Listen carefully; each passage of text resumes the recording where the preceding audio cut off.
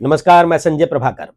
शंकराचार्य स्वामी अविमुक्तेश्वरानंद सरस्वती को उत्तर प्रदेश के प्रशासन से भिड़ना क्या सचमुच बहुत महंगा पड़ गया? बाल यौन शोषण के बेहद गंभीर आरोप लग रहे हैं। पॉक्सो एक्ट की सख्त धाराएं लग रही हैं और किसी भी वक्त गिरफ्तार किए जा सकते हैं। गिरफ्तारी की तलवार लटकती हुई नजर आ रही है।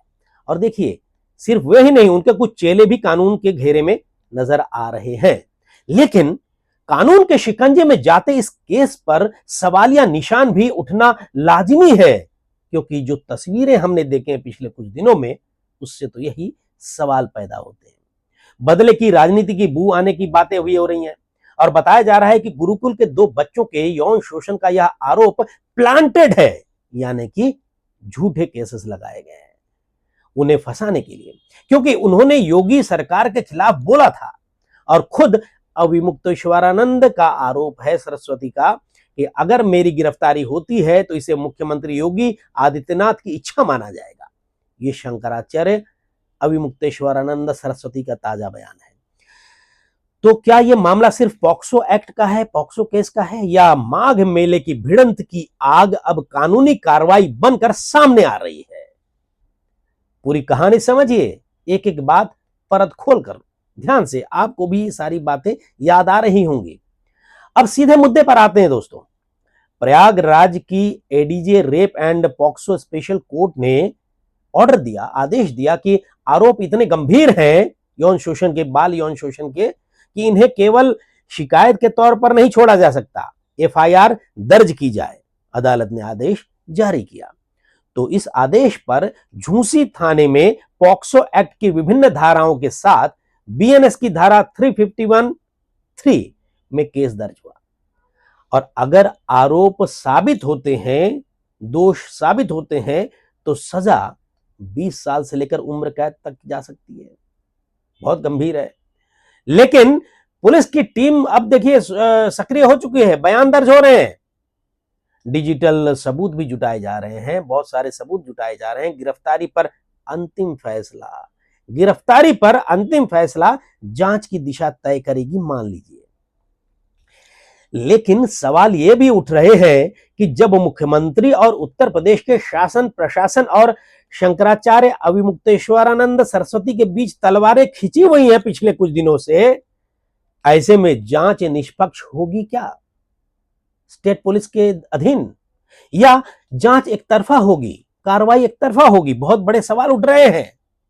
देखिए, आरोप क्या है आप देख रहे होंगे।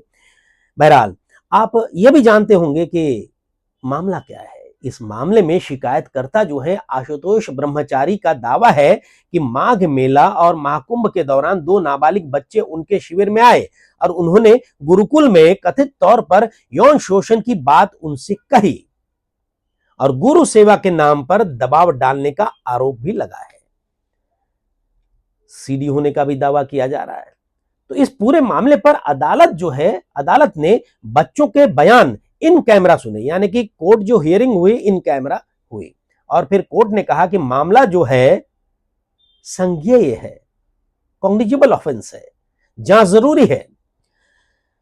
तो दोस्तों, एक बात हमें जानना चाहिए कि एफआईआर दर्ज अगर हो जाता है किसी के खिलाफ, इसका मतलब यह नहीं है कि जिसके खिलाफ मामला दर्ज हुआ है वो दोषी है, क्योंकि दोष सिद्ध होने में वक्त लगता है, अदालत में सबूत पेश किए जाते हैं, सबूत सही है या नहीं, इन सभी को देखने के बाद अदालत फैसला लेती है कि भाई ये दोषी है या नहीं है।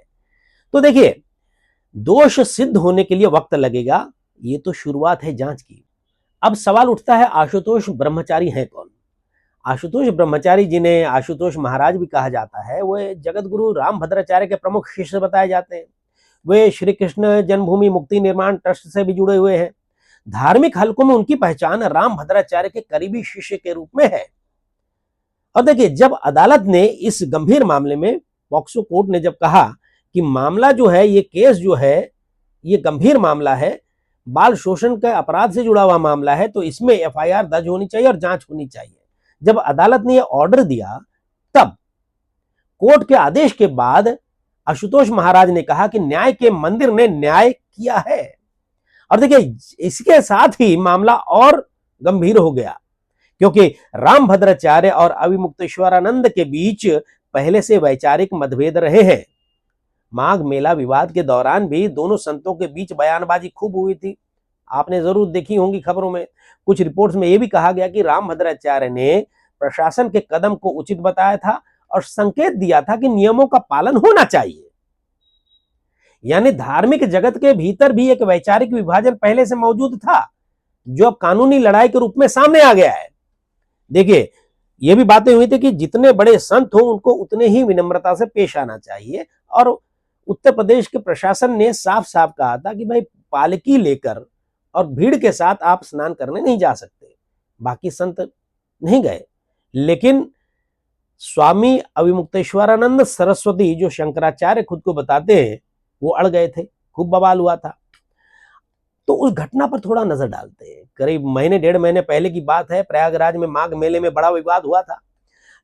करोड़ों लोगों की सुरक्षा को देखते हुए, जो वहां पर बड़ी संख्या में लोग वहां श्रद्धालु आए स्नान करने के लिए, उनकी सुरक्षा को देखते हुए प्रशासन ने आने और जाने के रास्ते तय किए थे, संतों के लिए अलग रास्ते तय किए थे। लेकिन शंकराचार्य अविमुक्तेश्वरानंद सरस्वती जो है अपने लाव लश्कर के साथ पालकी में स्नान के लिए अड़ गए। प्रशासन से तनातनी हुई, धक्का मुक्की हुई। इस पर खूब मामला गरमाया। उन्होंने कहा कि यह उनका अपमान है, संतों का अपमान है। स्नान नहीं किए। वहीं से बयानबाजी और तेज हुई। उन्होंने योगी सरकार पर जमकर निशाना साधा। उन्होंने एक इंटरव्यू में कहा, उप मुख्यमंत्री केशव प्रसाद मौर्य ने की उन्होंने तारीफ करते हुए कहा कि मौर्य जो है वो समझते हैं कि अफसरों से गलती हुई है और ऐसे ही व्यक्ति को मुख्यमंत्री होना चाहिए, यानी मौर्य को मुख्यमंत्री होना चाहिए। ऐसा कहकर उन्होंने योगी पर निशाना साध दिया परोक्ष तौर पर। और चीफ मिनिस्टर योगी को घेरे में लेते हुए कहा कि जो जिद पाल कर बैठा हो उसे सीएम नहीं बनना चाहिए। इस बयान के बाद सियासी हलचल और तेज हो गई। उन्होंने ये भी कहा था कि सरकार जो है संतों का सम्मान नहीं कर रही है। इस घटना के बाद उनके समर्थकों ने इसे संत बनाम सत्ता की लड़ाई बताया, जबकि सरकार की ओर से कहा गया कि कानून और व्यवस्था सभी के लिए बराबर है, कोई भी लॉ से ऊपर नहीं है। और जवाब में मुख्यमंत्री योगी आदित्यनाथ ने कहा था कि स्वामी अविमुक्तेश्वरानंद सरस्वती जो है स्वयं घोषित शंकराचार्य हैं, वे मान्य शंकराचार्य नहीं है। इसके बाद माहौल और गरमाया। विपक्षी नेताओं ने भी बयान दिए और विवाद राष्ट्रीय सुर्खियों में आ गया। राम मंदिर को लेकर भी स्वामी अविमुक्तेश्वरानंद सरस्वती ने पहले खूब सवाल उठाए थे। उन्होंने कहा था कि धार्मिक अनुष्ठानों में राजनीति की भूमिका सीमित रहनी चाहिए। इस बयान को भी सरकार से टकराव के रूप में देखा गया था। याद कीजिए, यानी पिछले कुछ समय से उनका नाम लगातार सत्ता से वैचारिक भिड़ंत में रहा है। और देखिए, अब जब पॉक्सो का मामला सामने आया है तो समर्थक उनके कह रहे हैं कि यह बदले की कार्रवाई है और विरोधी कह रहे हैं कानून अपना काम कर रहा है। खुद अविमुक्तेश्वरानंद सरस्वती का बयान इस केस को और राजनीतिक बना देता है, जब वे कहते हैं कि गिरफ्तारी हुई तो इसे मुख्यमंत्री की इच्छा माना जाए। देखिए, कानून क्या कहता है। पॉक्सो मामलों में बच्चों की गवाही महत्वपूर्ण मानी जाती है, पहचान उनकी गुप्त रखी जाती है और आरोप सिद्ध होने पर सजा बेहद कठोर होती है। लेकिन कानून यह भी कहता है कि केवल आरोप के आधार पर किसी को भी दोषी नहीं ठहराया जा सकता। जांच, इन्वेस्टिगेशन, साक्ष्य यानी सबूत और अदालत की प्रक्रिया ही अंतिम सच तय करेगी।